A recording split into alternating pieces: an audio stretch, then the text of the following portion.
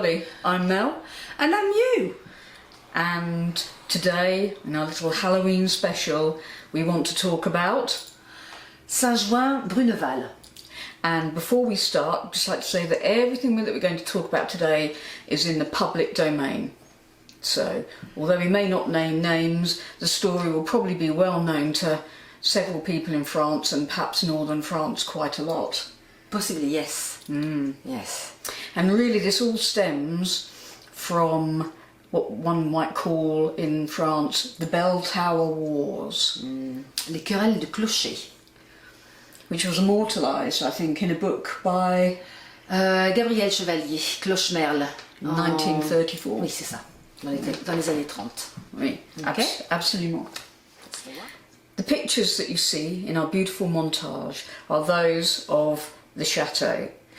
Yes, and the chateau is called Le Clos des Fées. Yeah, and you can see it has the most beautiful architecture, sadly much ruined by years of dilapidation, decay and fire as well, actually.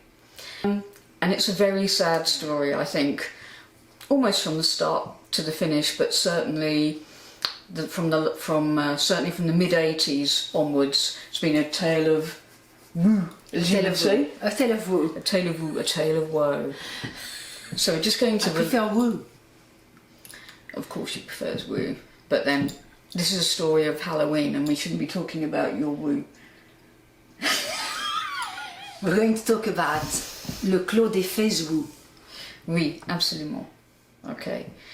So essentially the manor was, this mansion was built at the turn of the century. Which one? The 1900s. The 1900s, yes. Sorry, right. Okay, carry on. It was built by Louis Bénard, who was the son of a fairly famous artiste peintre, called Albert Bénard. And his mother was la belle Ernestine, who had an auberge, an inn, in the village. Very much celebrated, I think, auberge. And was she not a mistress of a celebrated painter? Yes, as I said, she was the mistress of Albert Bénard, who became famous later on, and of their affair, I suppose, was born a son called Louis Bénard, and he's the person who built the castle, Clos des Fées, early in the 19th century. The chateau was occupied for several years by, I think, several aristocratic families. Subsequently, as all these chateaux tend to go, the story of many chateaux is that the upkeep becomes prohibitive. At some point, probably in the 50s, it was bought by the congregation of Saint-Thomas-Villeneuve, which was quite a rich congregation, and they used it for several years as a holiday retreat. But eventually, they sold. The castle was sold on, and was bought. And that was the start, really, of its decline. Its decline, because it was bought and sold again, and bought and sold again for quite a number of times, I believe. And then eventually lay empty. And finally lay empty. And finally was bought about 30 odd years ago. So the horror of this chateau lay in the fact that one morning the proprietor opened the door of his chateau to find a pony's head, his pony's head, lying on the steps of the chateau. Yes. And why did this happen? Why did this horror occur? There was a war going on in this village, and this war was reported in 1987 by the Washington Post, which is where we got quite a bit of our information from. So it's a story, as I said, out there in the public domain. But apparently the new owner, Monsieur Maillet, was an outsider. Un hors-sein. Oui. And he bought this chateau under the nose of the then mayor, who was purported to have wanted to have bought the chateau himself. It was a Monsieur Delay, I believe. Quite a well-known family, I think. Yes, I think so. Yeah. And this is when the trouble started. The trouble started. Although one might understand that there might have been sort of wars within that village before the outsider arrived, but this just escalated into another one. Monsieur Delay? Monsieur Or Monsieur Maillet? Maillet. Monsieur Maillet. Monsieur Maillet Maillet. had many plans for his chateau. He wanted to turn it into some kind of restaurant, maybe a hotel, but at every turn he appeared to be thwarted by the local council, with them blocking his every application. So not only was Monsieur Maillet an outsider, but I think he was also, or is also, a rather eccentric man. At the time he was in his early 40s when he purchased this chateau, and he had quite a menagerie there, including a lion. True. A lion which lived in one of his bedroom closets, according to the Washington Reporter. He also had pythons. He had his ponies.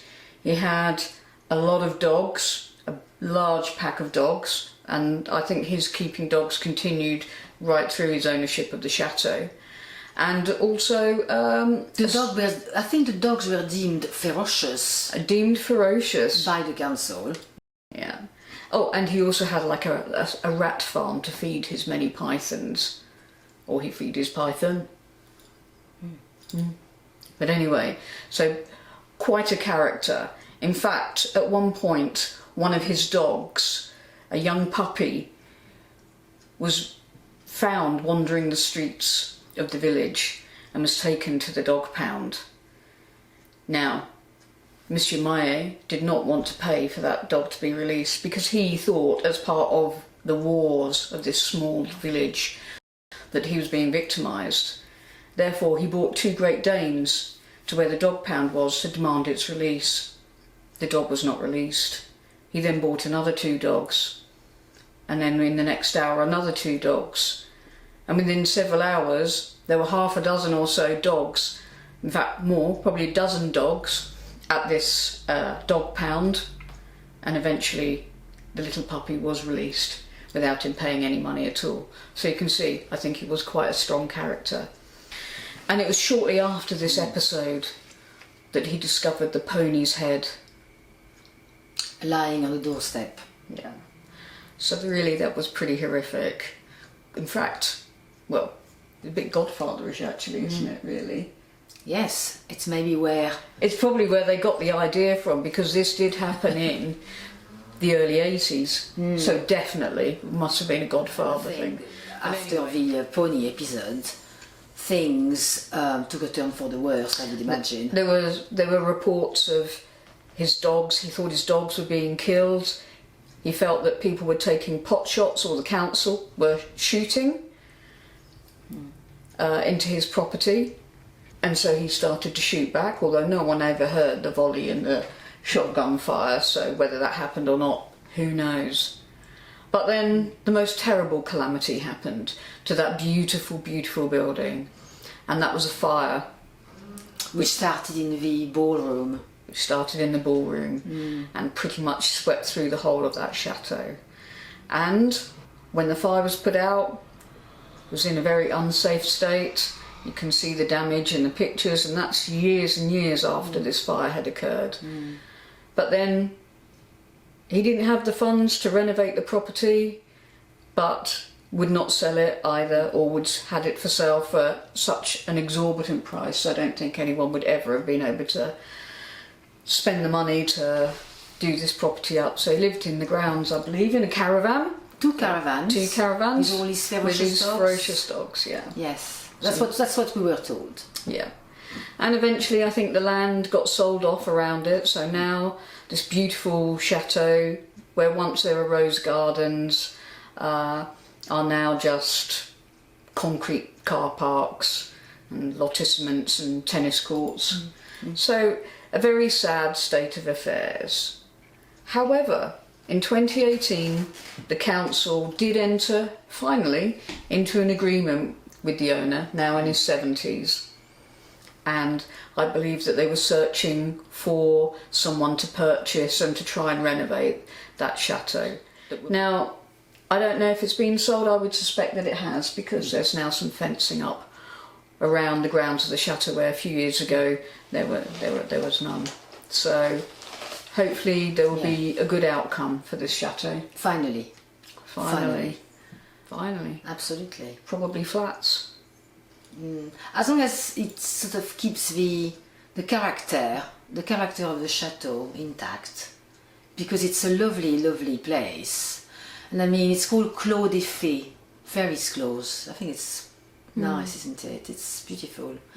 There's something very romantic about that chateau. I think there's something very romantic about that chateau, even in its dilapidated state. Yes, absolutely. Yes, that's what I thought. And there's an amazing view. If you go to the Belvedere above, turn around behind you and you look out from that viewpoint away from the sea, you see this amazingly strange building in the distance, which you can tell is not in tip-top condition, but it just looks like something out of a Harry Potter film, to be honest. Absolutely, yes, quite amazing. You know, that or Bluebeard's Castle as well, I thought. Bluebeard's Castle. There you go, Bluebeard's Castle. Anyway. If I had the money, I would have bought it. Definitely. Oh. But sadly not. No, we can't, of course. Unfortunately. Yeah. So there you go. That is our little Halloween special, because we think it does look like a very good haunted castle. And you know what? I bet inside it does have some tales to tell. It's bound to. It's such a beauty. But there you go. Okay. And hopefully it's interesting. Yes. We hope. Right. Until next time, adieu. Au revoir.